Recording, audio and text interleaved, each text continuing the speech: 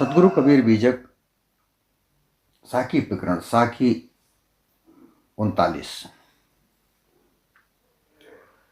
ज्यों मोदाद शमशान सिल सबे रूप शमशान, कहें कबीर वह सावज की गति तब की देख बुखान।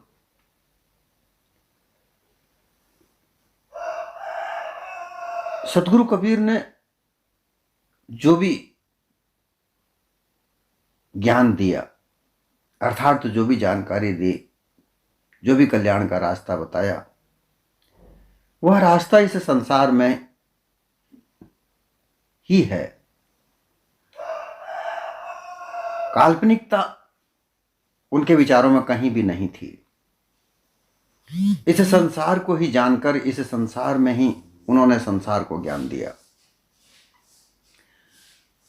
जो व्यवहारिक रूप से मानव जीवन में काम आने वाला है,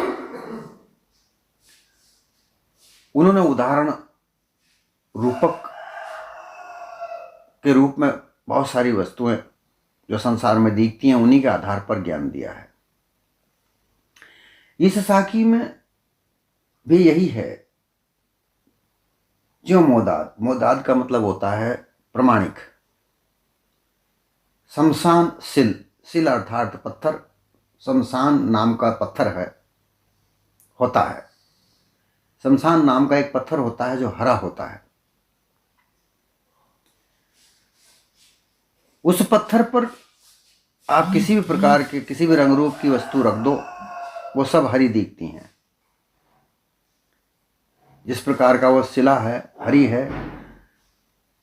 वो पत्थर शमशान सिल पत्थर होता है। सिल का मतलब पत्थर, शमशान नाम का पत्थर होता है। उस पत्थर में, उस पत्थर पर लंबा चौड़ा पत्थर होता है। उस पत्थर पर कोई सी भी वस्तु, लाल, पीली, हरी, गुलाबी, जैसी भी चीज है, उसको आप रखोगे वो हरी दिखेगी। और जब तक वो उस शिला पर रखी रहेगी वो हरी ही दिखेगी। उस वस्तु का वास्तविक स्वरूप बदल जाएगा, वो केवल हरा ही दिखेगा। सभी रूप शमशान अर्थात उस शिला पर रखे हुए कुछ भी वस्तु कैसी भी रंग की हो, वो हरे रंग ही दिखेगी। अभी इस प्रमाणिक बात से सदगुरु कबीर ने इस संसार को ज्ञान दिया कि जो मोदाद शमशान सिल सबे रूप सम्मान, कि जिस तरीके से ये बात प्रमाणिक है, प्रमाणिक तौर पर कही जा सकती है कि उस मोदाद, जो वो शमशान नाम का जो पत्थर है, हरा पत्थर है, उस हरे पत्थर पर किसी भी प्रकार के रंग की वस्तु, सफेद हो, लाल हो, पीला हो, काला हो, नीला हो, गुलाबी हो, कैसा भी कलर का रंग की चीज उस पर रखी जाए तो वह वस्तु हरी ही दिखेगी।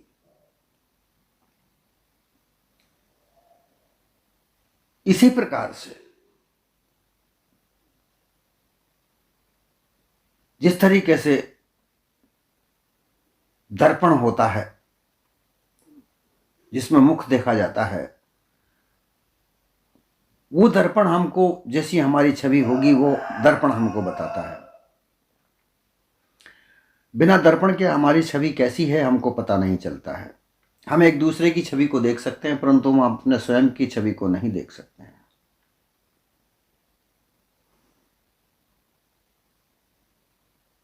जिस तरीके से उस कांच, उस दर्पण से हमारा मुख हटाया जाएगा, हमें हमारा छवि दिखना बंद हो जाएगा।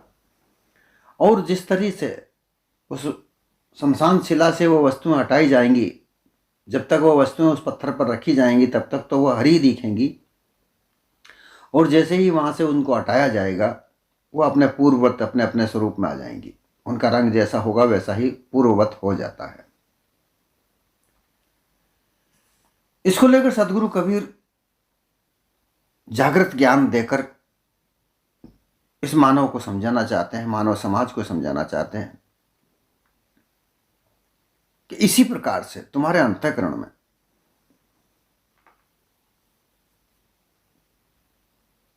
कोई भी वस्तु है, कोई भी तुम काम करते हो, कोई भी अभ्यास जो करते हो, तुम अभ्यास करते हो, पुस्तक पढ़ते हो, जो भी ज्ञान तुम अर्जित करते हो, योग का ज्ञान करते हो, ब्रह्म का ज्ञान करते हो, भक्ति का ज्ञान करते हो, रिद्धि सिद्धि का इत्यादि का ज्ञान तुम प्राप्त करते हो, वह ज्ञान तुम्हारे अंतःकरण में जाकर अध्यास रूप में जमा होता है। वो ज्ञान चाहे कैसा भी है, किसी भी प्रकार का है, किसी भी प्रकार की जानकारी है, वह सब अध्यास के रूप में जाकर जमा होती है। और जब तक वो ज्ञान तुम्हारे अंतःकरण में जमा हुआ है, तब तक वह अध्यास तुम्हें से बंधा रहेगा। वह अध्यास तुम्हें पीछा नहीं छोड़ता। उसी अध्यास के चलते तुम अपने आप को यह मानते हो कि कोई परमात्मा है, हमारा करने वाला, हमारा पालन पोषण करने वाला कोई परमात्मा ऊपर आकाश में बैठा है। ब्रह्मज्ञानी कहते हैं कि ब्रह्म अधिष्ठान है, वह सर्वधिष्ठान है, वो जगत को रचता है। ईश्वरवादी लोग कहते हैं कि वह ईश्वर हमारा पालन पोषण करता है, हम ईश्वर के अंश हैं, उसके पुत्र हैं, वही हमारा पालन पोषण करता है। ऐसा अध्यास हमारे हृदय में, अंतःकरण में जमा रहता है। जैसा जैसा अभ्यास करोगे, जैसे जैसे गुरु के पास जाओगे, वो गुरु तुम्हें जैसा ज्ञान तुम्हें देगा, उस ज्ञान का अध्यास जाकर वहां अंतःकरण पर जमा हो जाएगा। उसका सार असार का कोई तुम्हें पता नहीं चलेगा। तुम्हें जैसा ज्ञान दिया गया है वैसा ही तुम्हारे हृदय में जमा रहेगा। और उसके आधार पर तुम्हारा जो इस चेतन स्वरूप जीव का जो तुम हो, जो तुम्हारा ये बना रहता है कि मेरा मरण होगा, मैं दोबारा जन्म लूंगा, पिछले जन्म में कोई कार्य किए हैं वो मुझे अब भोगना पड़ रहा है, इस जन्म में कर्म करूंगा वो अगले जन्म में भोगना पड़ेगा। ये ऐसी मान्यताएं हजारों साल से जो चली आ रही हैं, उनको भी हम सुनते हैं, उनको भी हम पुस्तकों इत्यादि में पढ़ते हैं। तो उनका अध्यास ही हमारे अंतःकरण में जमा रहता है। ये जितना भी अभ्यास है, जितना भी ज्ञान है, ये मन सुनता है। मन के द्वारा, मन और सुर्त, जो सुर्त है वो मन के द्वारा सुनने में लगती है। जो भी शब्द होता है, सुनने को जो मिलता है, वो कान के द्वारा, श्रवण इंद्री के द्वारा हमारे अंतःकरण में पहुंचता है। वो भास अंतःकरण में पहुंचता है मन के द्वारा, और उसी भास से अध्यास बनता है।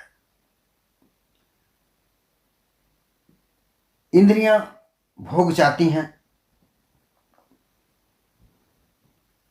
श्रवण इंद्री जो कान है, उनको शब्द चाहिए होता है, वो शब्द सुनते हैं। जहां तहां हम जाते आते हैं, उठते हैं, बैठते हैं, वहां हर प्रकार के शब्द होते हैं। कहीं नाच गाने का हो रहा है, कहीं कोलाहल हो रहा है, कहीं लड़ाई झगड़ा फसाद का हो रहा है, कहीं नारेबाजी हो रही हैं, कहीं कीर्तन हो रहे हैं। ये जहां भी हम जिस जगह पर बैठे हैं, वहां पर किसी ना किसी प्रकार का शब्द होता है। और अगर किसी प्रकार का और शब्द नहीं हो रहा है तो हवा के शब्द, पेड़ों के शब्द, जब हवा चलती है उनके पत्ते हिलते हैं, उसका शब्द, ये शब्द हमारे कानों तक पहुंचते हैं। ये एक स्वाभाविक है, इनको हम नहीं रोक सकते। ये नेत्र हैं, ये नेत्र रूप देखती हैं। संसार में विभिन्न प्रकार के रूप स्वरूप हम हमारे सामने आते हैं, उनको हम देखे बगैर नहीं रह सकते। जंगल में जाएंगे तो वहाँ जंगल का दृश्य, विभिन्न प्रकार के पौधों का, पर्वतों का, नदी, झील, विभिन्न प्रकार के पशु पक्षी, स्त्री पुरुष, ये सबके दृश्य हमारे सामने रहेंगे। फिर जो त्वचा है, जो हमारे शरीर की चमड़ी है, ये स्पर्श विषय को चाहती है, तो हमें किसी ना किसी प्रकार का स्पर्श इस त्वचा के द्वारा मिलता रहता है। और कुछ नहीं तो हवा के द्वारा गर्म और सर्दी, गर्म हवा चलती है तो गर्मी हमको मिलती है, और सर्द ठंड होती है तो ठंडी हवा हमको मिलती है। वो स्पर्श होती है और हमको पता चलता है कि सर्दी है, गर्मी है।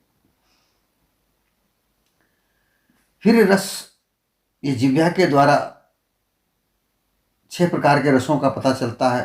स्वाद, जो 6 रस हैं वो स्वाद है, मीठा, फीका, तीखा, खारा, नमकीन, कड़वा, कसैला। ये इस प्रकार के 6 स्वाद हमारे इस जीव के द्वारा, जिह्वा के द्वारा रस का पता चलता है। नासिका के द्वारा गंध और सुगंध का हमें पता चलता है। ये सभी इंद्रियों में स्वाभाविक रूप से हमारे को 5 विषयों का भास होता है, और इसी भास से अंतःकरण में अध्यास जमा होता है।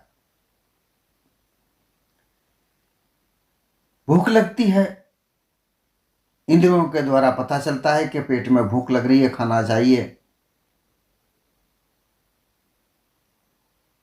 शरीर रुग्णता को प्राप्त करता है, अस्वस्थता को प्राप्त करता है। पता चलता है अंतःकरण को कि हमारा शरीर बीमार है, दवा चाहिए। अर्थात जो ये शमशान शिला जो है वो शिला की तरह ही हमारा अंतःकरण काम करता है कि इस पे जैसा जैसा अभ्यास इंद्रियों द्वारा होता है, जैसा व्यवहार इंद्रियों द्वारा संसार में होता है, वो सब मिलकर एक ही रूप में अंतःकरण में जमा होते हैं। वो है अध्यास। उस अध्यास के द्वारा ही इस चेतन स्वरूप जीव को हमेशा जो मान्यताएं हमें मिली हुई हैं, हजारों साल से जो बनी हुई हैं, ब्रह्मवाद की, योग की, ईश्वरवाद की, जो काल्पनिकता के आधार पर है, उनमें यथार्थ, सत्य यथार्थ कुछ नहीं है।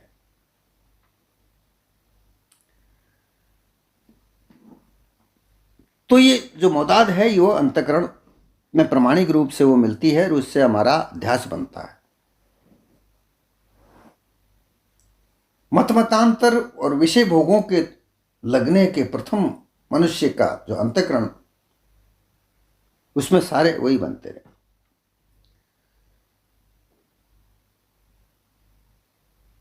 तो ये बात भी सत्य है कि अंतःकरण में जैसा हम जानकारी मन के द्वारा देंगे वो ही जाके जमा होगा, उसी का ही अध्यास बनेगा। ब्रह्मवादी विचारधारा में विभिन्न प्रकार के मतपंथ हैं। कोई अद्वैत ब्रह्म कहता है, कोई विशिष्ट अद्वैत ब्रह्म कहता है, कोई द्वैताद्वैत ब्रह्म कहता है, विशिष्ट द्वैत ब्रह्म कहता है, फिर मिथ्या ब्रह्म, सत्य ब्रह्म। ब्रह्मवादियों की भी अलग अलग विचारधारा अपने अपने आचार्यों के द्वारा। अब देखिए, ब्रह्म सूत्र एक शास्त्र है जो ब्रह्म को सूत्र के द्वारा प्रस्तुत करता है। ब्रह्म की व्याख्या सूत्रों के द्वारा प्रस्तुत की गई। कृष्णदेवपायन व्यास जी ने वो पुस्तक लिखी, वो ग्रंथ लिखा। ब्रह्म एक विद्या है, 14 विद्याओं में इसका नाम आता है। ये ब्रह्म विद्या है। ये ब्रह्म विद्या का नाम ब्रह्मा के द्वारा उसके नाम से प्रेरित होकर रखा गया।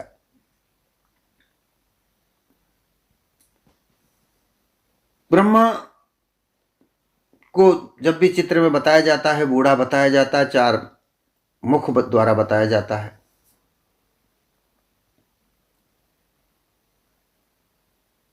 माता पिता ही नहीं बताए जाते। ऐसा कहा जाता है कि धरती पृथ्वी उन्होंने रचाई है, सृष्टि की रचना उन्होंने की है। उनको रजोगुण का भी माना कि उन्होंने सृष्टि रचाई है, और सृष्टि से पहले के थे। ऐसी मान्यता इस संसार में डाल रखी है, और वही हम सुनते आते हैं। और उसी को मानना ही होता है, क्योंकि वो मान्यता है, उसके विपरीत नहीं जा सकते।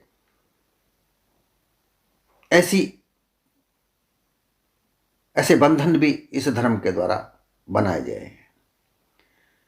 तो वो मान्यताएं जो हमारे हजारों सालों से चली आ रही हैं, वो ब्रह्म विद्या का नाम जो उस ब्रह्मा के नाम से किया गया, वो आगे चलकर विभिन्न प्रकार के ऋषियों ने उसे आगे बढ़ाया, जिसमें वशिष्ठ ऋषि, याज्ञवल्क ऋषि, अष्टावक्र जी, बड़े बड़े ब्रह्मज्ञानी आगे बढ़े।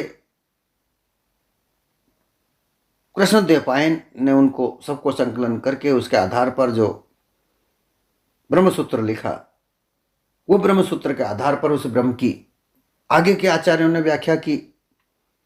शंकराचार्य, उन्होंने कहा अद्वैत ब्रह्म।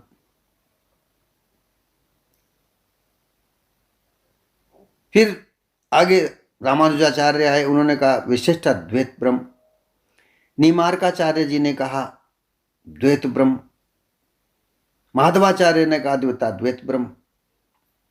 ऐसे अलग अलग विभिन्न प्रकार के आचार्यों ने अपने मत पंथ को चलाने के लिए, क्योंकि हर समय आज ब्रह्मवादी भी हजारों प्रकार के मत पंथ हैं।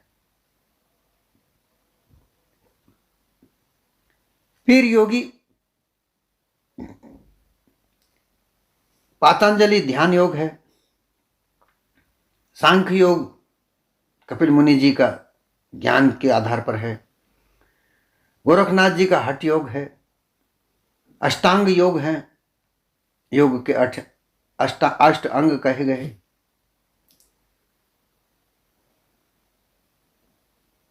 जिसमें ध्यान, धारणा, समाधि, सविकल्प समाधि, निर्विकल्प समाधि, उनके प्रकार हैं और फिर उनके अलग अलग मत। ईश्वरवाद, 10 अवतारों की भक्ति, इन 10 अवतारों को ईश्वर का पद दिया, माना गया। अब ये सारी मान्यताएं हजारों सालों से चली आ रही हैं। इन हजारों सालों की मान्यताओं को जैसे जैसे गुरु के पास जाते हैं, वही मान्यता सीखनी ही पड़ेगी, वैसी ही माननी ही पड़ेगी।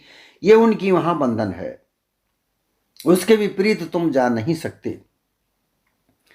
अगर तुम इन मान्यताओं के विपरीत जाते हो तो तुम नास्तिक कहलाते हो,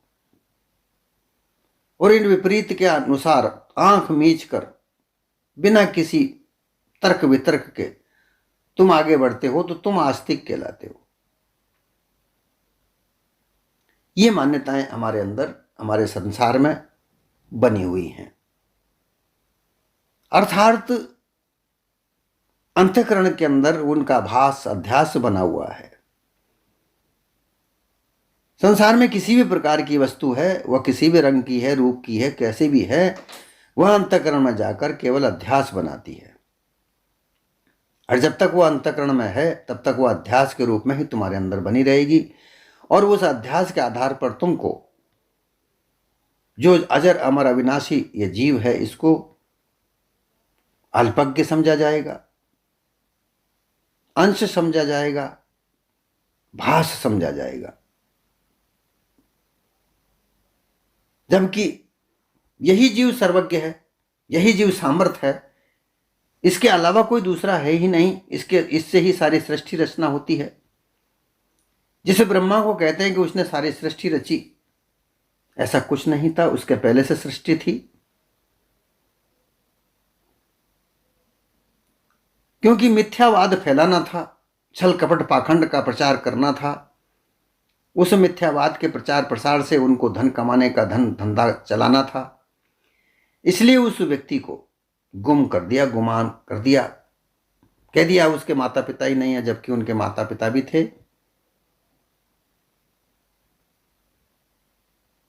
और उस ब्रह्मा से ही 4 प्रकार के धर्मों का निर्माण हुआ है। अब ब्राह्मणवाद भी उसी से निकला हुआ है, क्योंकि ब्राह्मणवाद उनके विपरीत है।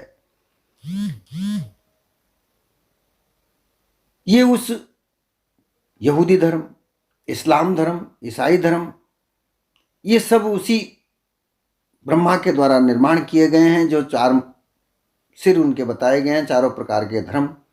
हिंदूवाद भी उसी का एक विकृत रूप है। जो आज हिंदूवाद हिंदूवाद चिल्लाते हैं, वो ब्राह्मण लोग इन्हीं की परिवार में से निकला हुआ, इन्हीं के वंश में से निकले हुए लोग हैं, जो उनसे झगड़ा करके, फसाद करके, उनसे विरोध करके, अपने आप को अलग करके अपना धर्म चला रहे। अब अगर ये असलियत बात बताते हैं तो इनकी वो पोल खुलती है। इसलिए ब्रह्मा को उन्होंने कह दिया उनका कोई माता पिता नहीं, वो तो सृष्टि रचने वाले थे। तो ये हजारों साल से हमारे अंदर ऐसा बिठा रखा है, तो उसका अध्यास बैठा हुआ है कि ब्रह्मा के तो कोई माता पिता ही नहीं थे, वो तो उन्होंने सृष्टि उन्होंने रची है। और ब्रह्म विचारधारा को चला करके एक अनुमान कल्पना का ज्ञान यहां प्रसारित किया गया है। उसी अनुमान कल्पना को मानकर और अंत में यह कह दिया जाता है कि मन और वाणी बुद्धि तो उसे जान ही नहीं सकती। जब मन वाणी बुद्धि नहीं जान सकती तो ऐसे ज्ञान को प्राप्त करने का क्या फायदा, क्या लाभ। परंतु मान्यता ऐसी बनी हुई है, अंतःकरण में अध्यास ही ऐसा जमा हुआ है, और उस अध्यास को जब तक नहीं हटाया जाता तब तक सत्य यथार्थ ज्ञान प्राप्त नहीं होता। उस अध्यास के आधार पर यह सामर्थ्य, सर्व सामर्थ्य चेतन जीव अपने आप को अल्पज्ञ मानता है।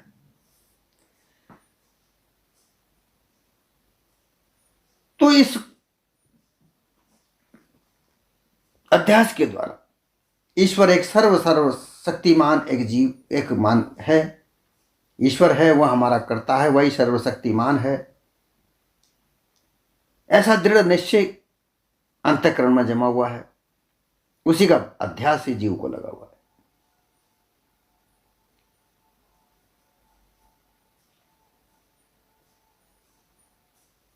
विशिष्ट अद्वैत को मानने वाले भी वही बात कहते हैं, जैसा कि मान्यताएं बनी हुई हैं। अगर न माने तो नास्तिक, माने तो आस्तिक। ऐसा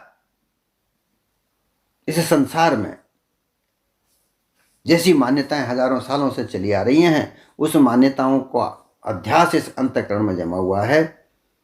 चाहे वह किसी भी मत पंथ की हो, परंतु वह अध्यास रूप में ही हमारे अंतःकरण में जमा होती हैं।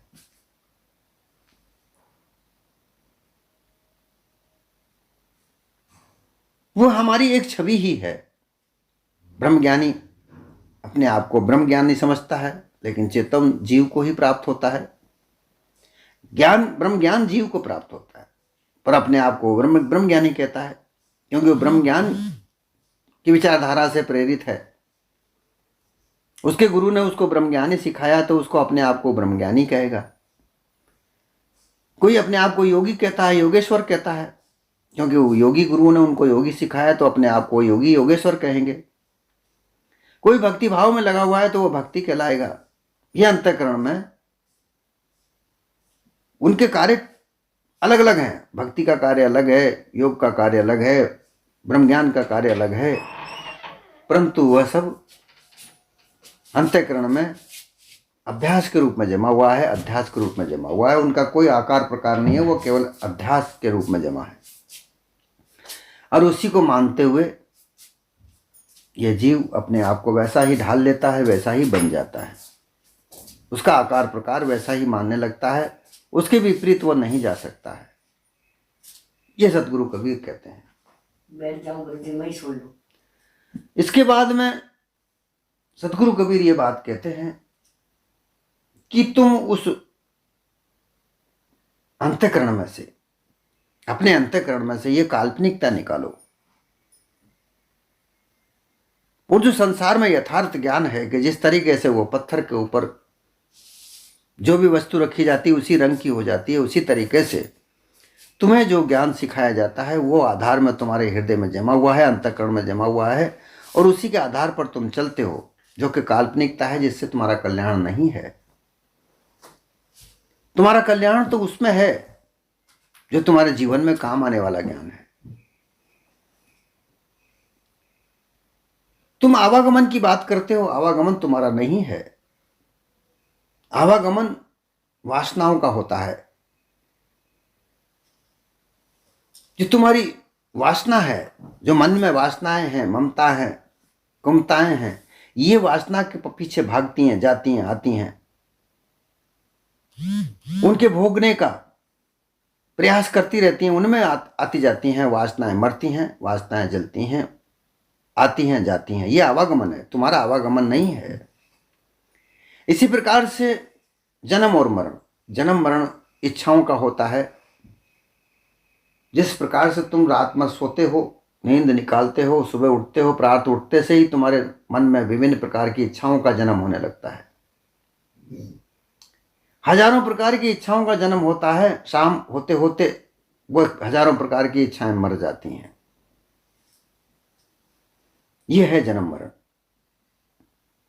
तुम्हारा जन्म मरण तो होता ही नहीं है, तुम अमर अविनाशी हो। ये जो भी कुछ प्रक्रिया होती हैं, अंतःकरण में जो अध्यास जमा हुआ है, उस अध्यास के आधार पर तुम्हें हो रहा है। और इस अध्यास में तुम अपने आप को भूले हुए हो। इसे जड़ अध्यास, ये क्या है? ये जड़ता का, जड़ पदार्थों का अध्यास है। ये जो भी इंद्रियां जड़ पदार्थ से बनी हुई हैं, 5 तत्व जड़ कहे गए। इन 5 तत्वों से अलग अलग 2-2 इंद्रियां बनी हुई हैं। आकाश तत्व की 2 इंद्रिय हैं, कान और मुख। कान शब्द को सुनता है, मुख शब्द बोलता है। फिर वायु तत्व की 2 इंद्रियां हैं, त्वचा और पैर। जो पांव हैं,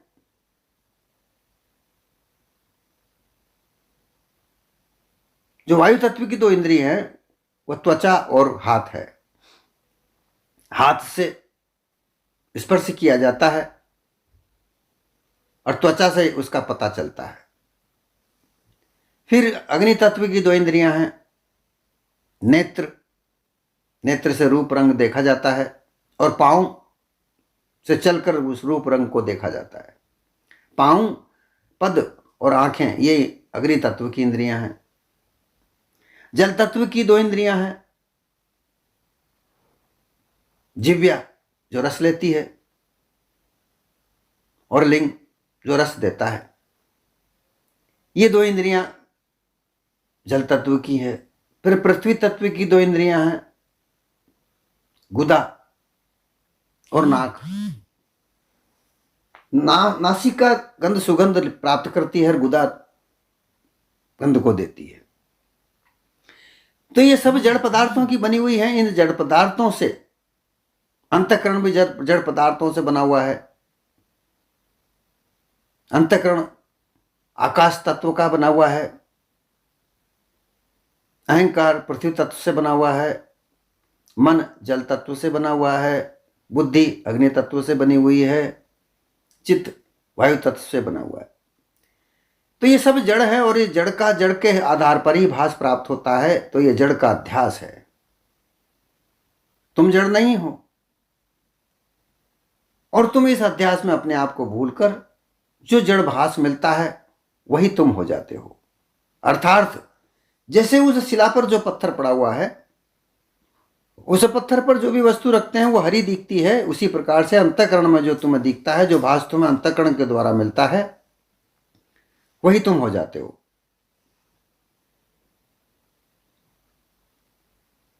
इसलिए अगर ये जो जड़ भास है, जड़ अध्यास है, इसको परित्याग करना है। इसको परित्याग करने से तुम्हें सत्यरूप निकल कर दिखेगा। जब तक तुम उस अंतःकरण से अलग नहीं हटोगे तब तक तुम्हारा अपना निज स्वरूप नहीं दिखेगा।